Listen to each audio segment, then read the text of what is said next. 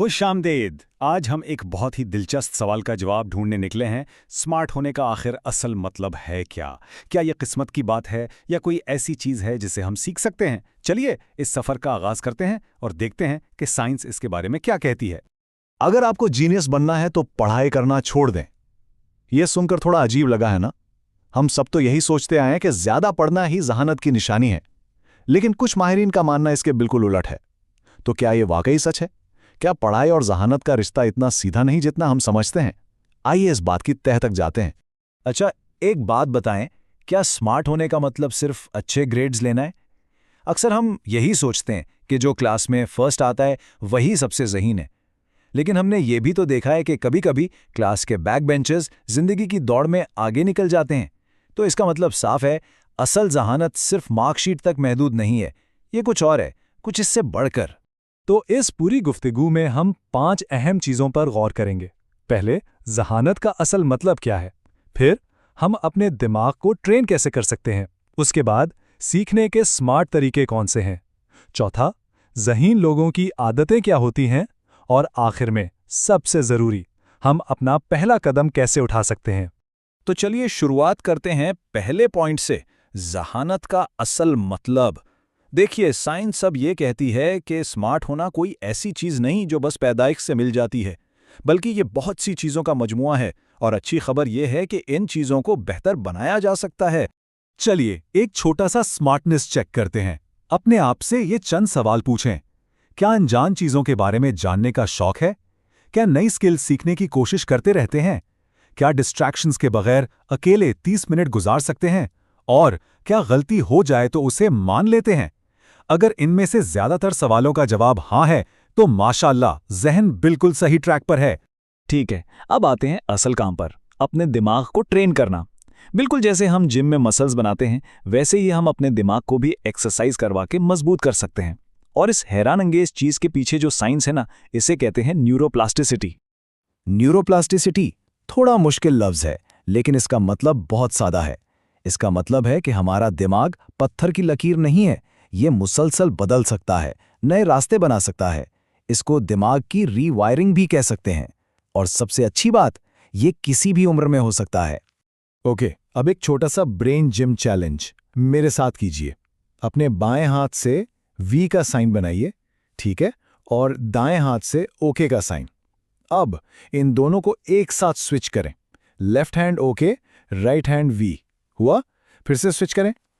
मुश्किल हो रहा है, थोड़ा अटक रहे हैं, तो मुबारक हो, आपका दिमाग इस वक्त नए न्यूरल पाथवेज बना रहा है। यही तो ट्रेनिंग है। ये तो एक मिसाल थी। रोजाना अपने दिमाग को चैलेंज करने के लिए आप ऐसी छोटी छोटी चीजें कर सकते हैं, जैसे कल सुबह अपने नॉन डोमिनेंट हाथ से, यानी अगर आप सीधे हाथ से काम करते हैं तो उल्टे हाथ से ब्रश करके देखिए। ऐसा करने से दिमाग अपने ऑटो पायलट मोड से बाहर निकलता है, और यही छोटी छोटी तब्दीलियां उसकी ग्रोथ के लिए बहुत जरूरी हैं।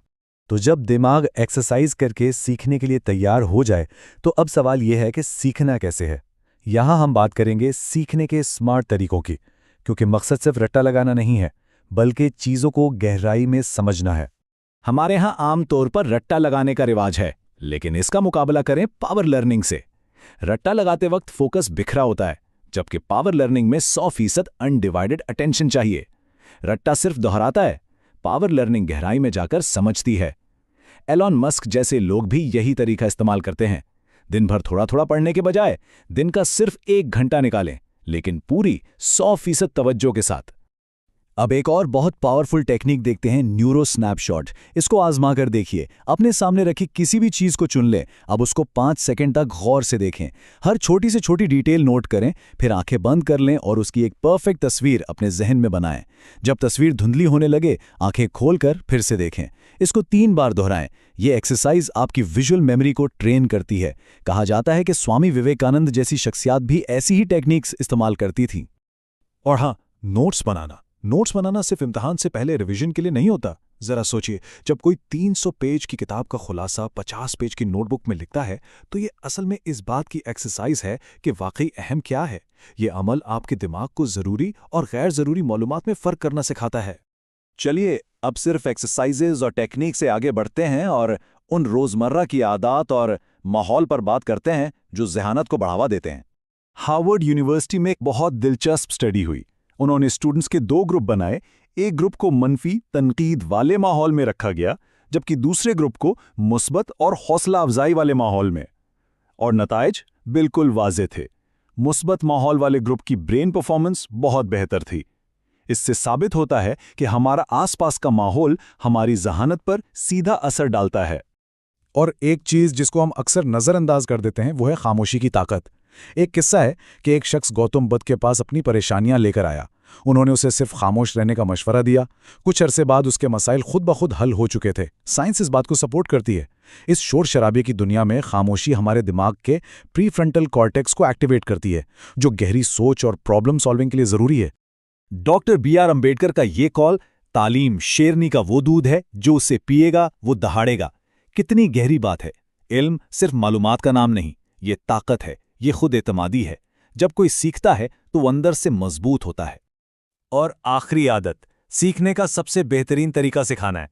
जब आप कोई कॉन्सेप्ट किसी दूसरे को समझाने की कोशिश करते हैं ना, तो आपका अपना दिमाग मजबूर हो जाता है कि इस कॉन्सेप्ट को बिल्कुल क्रिस्टल क्लियर कर ले। ये असल में अपने इल्म का सबसे बड़ा टेस्ट है।